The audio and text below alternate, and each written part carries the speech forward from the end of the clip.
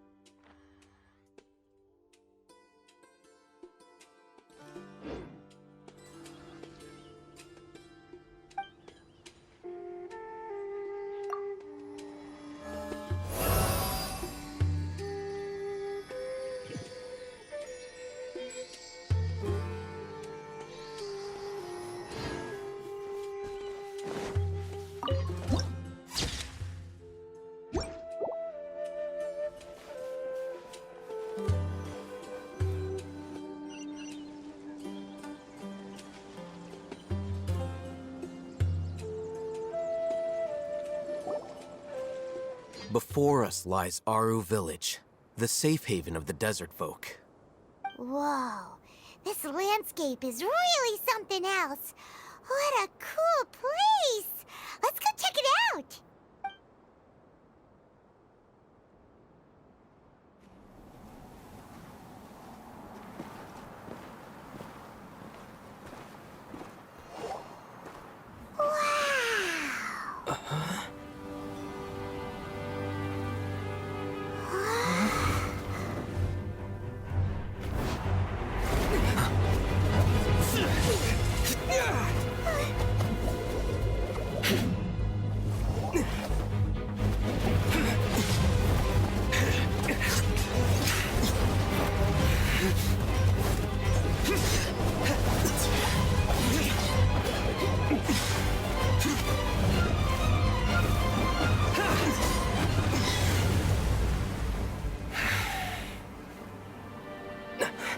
Sino.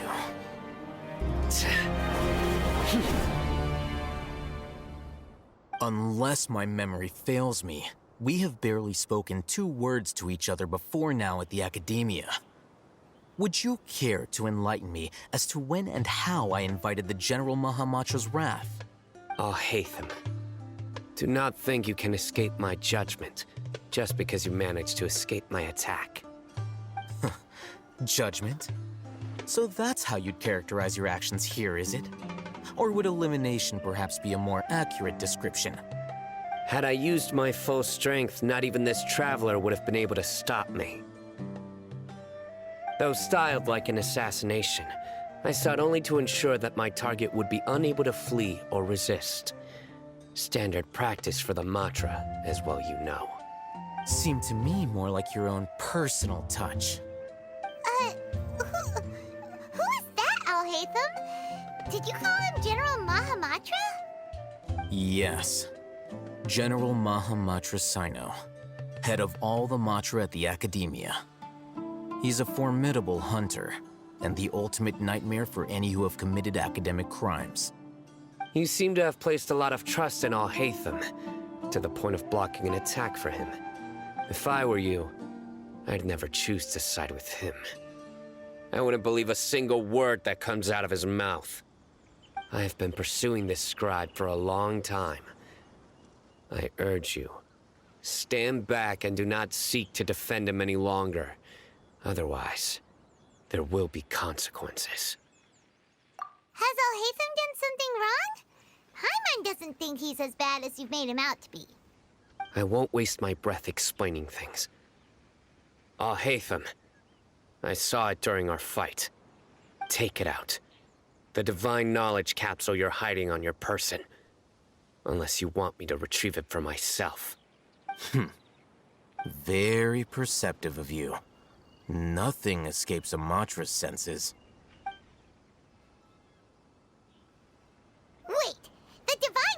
capsule. Didn't it fall into the Matra's hands in Port Ormos? No wonder you speak with such confidence, Sino. But I must admit, I'm very curious. What does this capsule mean to you? And why, as General Mahamatra of the Academia, are you all alone in the desert? As far as I'm aware, the other Matra have been speculating about your disappearance. Have you been given a mission that's, let's say, morally dubious? If I was the real target of your mission, what was stopping you from simply using your authority and resources to judge me within the walls of the Academia? I should have known you'd be difficult to deal with. You two! Ugh! What you would do, Traveler? Paimon feels like we can't trust either of them! Ahem. Well, look at you two, acting all tough and self-righteous over there. Wait, Dia?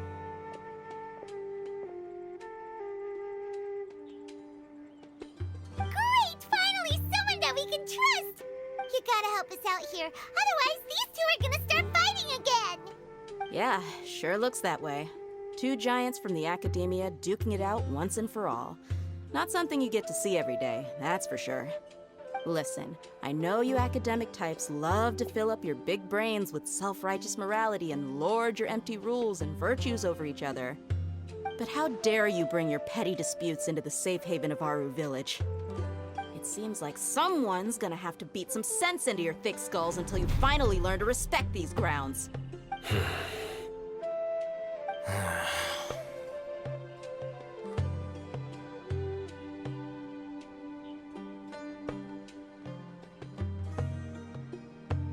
Hey, did either of you hear a word I just said?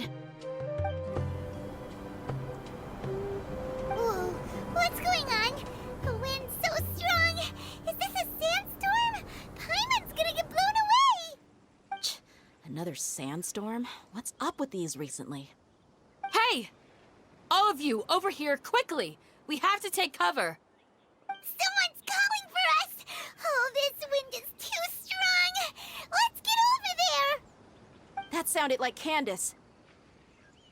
Come on, you two. Jeez, are all of you Academia folks such hard work?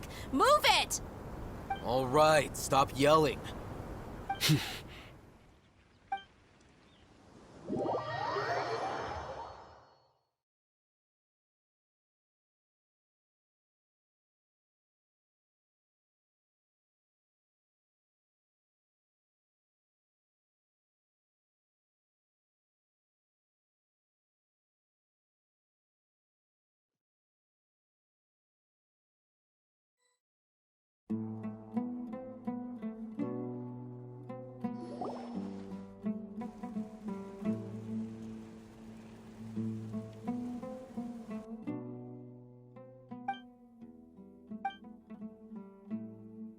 Well, this is pretty awkward. Hey, wanna play sardines with three people who wanna tear each other limb from limb?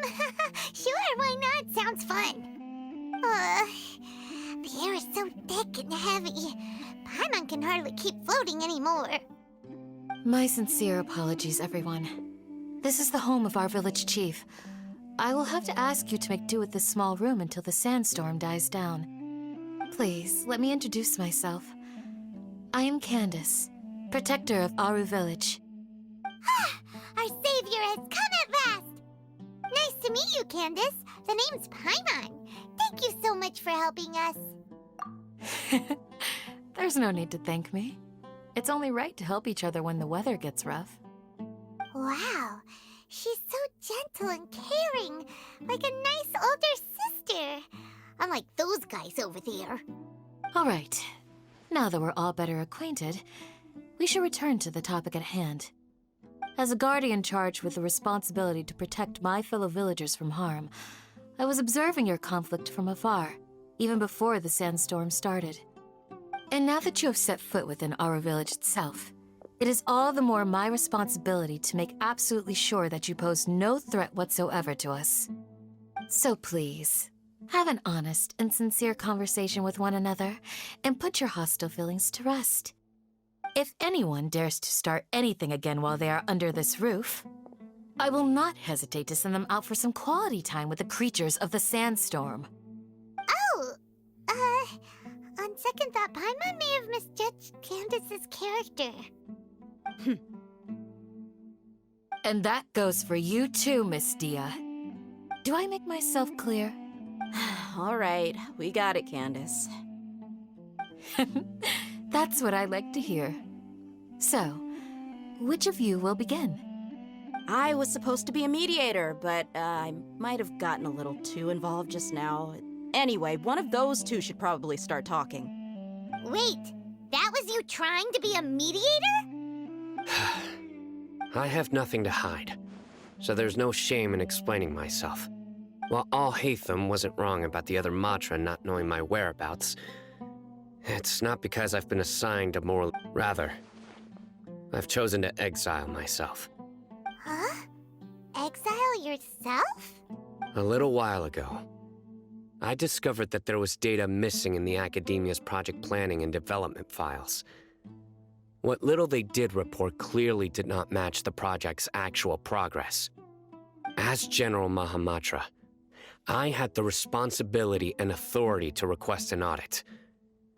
However, to my surprise, the person responsible for the erroneous data was none other than Grand Sage Azar himself. I tried to investigate the issue myself before submitting a formal audit request, but I soon found that all leads and potential pieces of incriminating evidence were carefully concealed from me. I began to realize that they were cautious of me from the very beginning. Unsurprisingly, the Grand Sage rejected my audit request as soon as the submission reached his desk. He even said to me, "The power of the General Mahamatra is granted by the sages. You have no right to judge us." So they really are up to no good. I realized then that to the Grand Sage, the Matra are nothing more than tools for the sages to assert and maintain their control over knowledge. The vows that we took, the principles that we strive to uphold, they are meaningless to the academia of today. I believed it would be wise to flee the academia before the sages had a chance to take action against me. This way, they can no longer see nor predict my actions. I will never give up on this investigation. There's no need for someone else to give me power or authority. Once I find the truth, I will administer judgment by my own name. Sino seems to have the same goal as us. We're all investigating the sages. Plus, now that he's no longer the General Mahamatra, he somehow feels a lot less scary. Well, Sino, if that's your story, then why did you see Alhaitham as a target? When I was investigating the matter in the academia, I overheard a conversation between Alhaitham and a sage. The sages asked you to investigate a blonde-haired traveler. Do you dispute this, Alhaitham? What? Like many parts of the project, this assignment was undocumented. Now throw in your suspicious behavior with the Divine Knowledge Capsule, and I think we deserve an explanation. Yes. I was indeed tasked with investigating the Traveler. Alhaitham? After all, the promised reward was so great that hardly any scholar could have refused. The sage told me, once you've completed this assignment, I can give you a glimpse of divine knowledge. A most enticing offer. Unfortunately, those academics don't know me at all. Their words contained one key piece of information, namely that divine knowledge indeed exists. That gave me all I needed to know. From my perspective, the sages are far from trustworthy. Think about it. Isn't it a little strange they're so willing to share divine knowledge with anyone, even as a reward? So, I began my own investigation following the lead of the Divine Knowledge Capsule. In the end, I realized my wisdom in committing to this rather than collaborating with the sages. Had I been less guarded, I probably would have ended up like that Ain al-Ahmar mercenary, incapable of remaining sane for long enough to hold a conversation. You mean that the sages originally planned to dispose of you, using one of those capsules that drive people insane? I'd already given up on the assignment by then. I only told the Academia I was waiting in Port Ormos for you to appear so they wouldn't suspect anything. So it came as quite a surprise when I encountered my erstwhile target while investigating the Divine Knowledge Capsule. Criminals do love to talk about coincidences. Even though I ran into the Traveler by chance, I had no intention of providing assistance to the Academia. Also, you should remember, you were the ones who decided to follow me and strike up a conversation after I left that tavern. That's true. Alhaitham helped us out at Caravan Rebot as well. Maybe he's telling the truth. I'm willing to apologize if that's worth anything to you. I took the Divine Knowledge Capsule behind your back because I judged its existence to be a significant risk. I felt that it would be best for no one to interact with it before it had been properly studied. After all, curiosity often proves to be the most dangerous thing in this land. You should be well aware, Scribe Alhaitham, that curiosity can also lead you to danger and suspicion. Answer me this. Did the sages share any information about their project with you? Have I not made myself clear? You and I are both distrusted by the Academia. Do you really think they would tell me anything? Fine. Although you haven't completely proven your innocence, I won't regard you as an enemy, for now. As you wish. Good. I'm glad to see you two clearing up your misunderstandings. And now you, Dia. I believe it's your turn. Oh, sorry. Whatever the boys were talking about must have been so boring that I spaced out. My situation is pretty straightforward. My employer, Dunyarzad of the Holmayani family, is friends with the Traveler and is currently recovering from her illness at home. I had nothing going on, so I decided to return to Aru village for a visit. I was actually looking forward to a pretty exciting time getting back together with everyone here. But then I saw these two random guys in the middle of a pointless argument. It ticked me off, and things went downhill from there. Is that all? Well, I will admit that definitely sounds like your style. In that case, welcome back, Dia. That's more like it. I missed you all so much, Candace.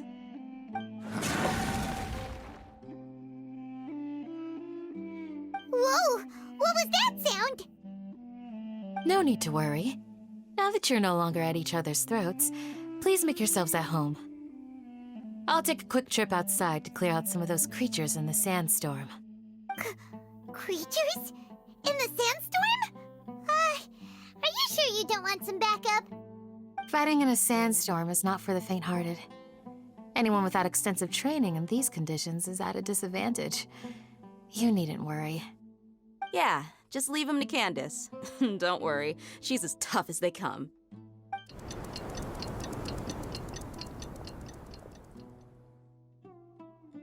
The wind's died down. That means the sandstorm's over, right? Candace still isn't back yet, though. Is she alright? Maybe we should go out and check on her.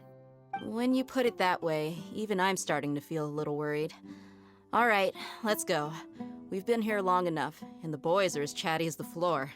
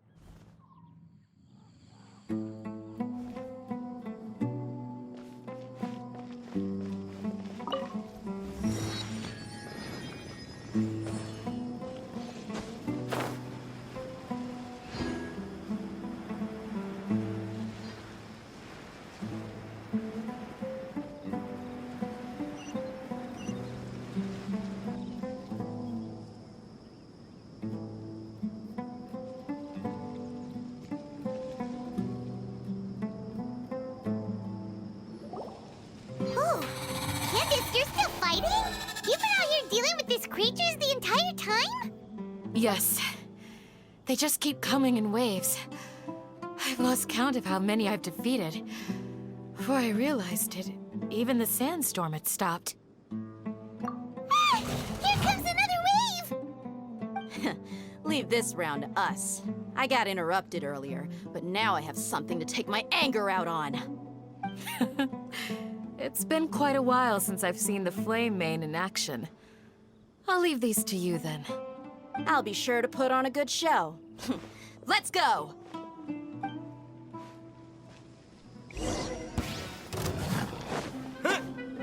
Scatter!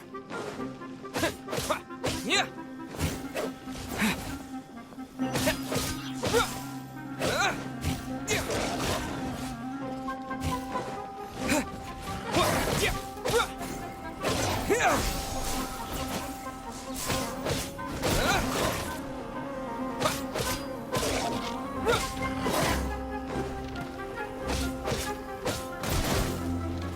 Scatter!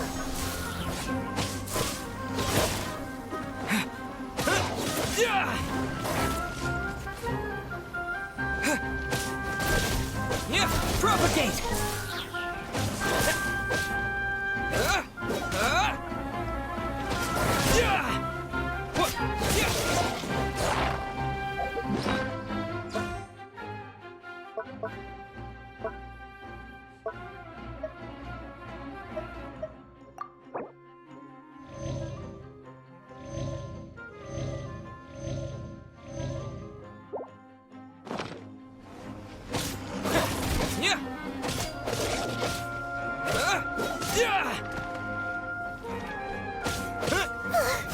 Here comes another wave! When are they ever gonna let up? Out of my way!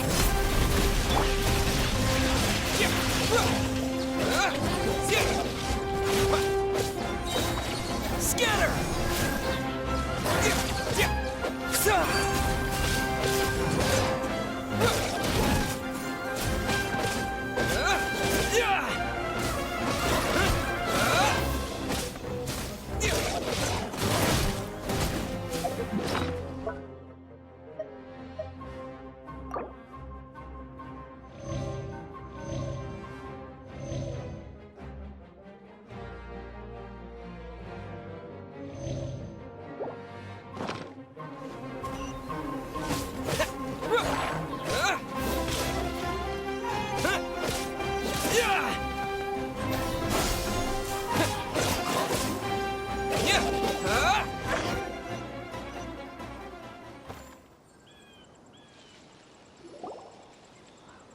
The creatures stopped appearing. Was that the last of them? What we fought just now was probably the aftermath of the sandstorm. So we should be safe for the time being. Well fought, everyone. No injuries, I hope. Huh? Who are you? Ah, my apologies. I haven't had a chance to greet you yet. I had my hands full taking care of the village's elderly and children. I am the chief of Aru village. Everyone usually calls me Uncle Anpu. Sir, I am also originally from the desert, but I have not been back for some time now. May I ask if such sandstorms are common? I can't say they've always been common, but recently the storms have become increasingly severe and frequent. Besides sandstorms, we also occasionally get earthquakes. According to an investigator who stayed in the village a while ago, these unusual natural phenomena are related to the withering of Irminsul. Another effect of Irminsul's withering. So, Irminsul's withering causes withering zones in the forest, and sandstorms and earthquakes here in the desert? Everything in the natural world is inextricably connected to Irminsul. These regional symptoms can indeed be a reflection of Irminsul's present state. Everyone in Aru village needs to take good care of themselves. Speaking of which, why haven't I seen a single village keeper since I got here? Village keeper? Who are they? Village guards like Candace? Does your curiosity know no bounds? Village Keeper is how Aru Village refers to mad scholars exiled here by the Academia. Most of them are scholars who lost their sanity after a period of training in the Avidia Forest. The Academia believes that their crazed mutterings may have a negative effect on the psyches of other scholars.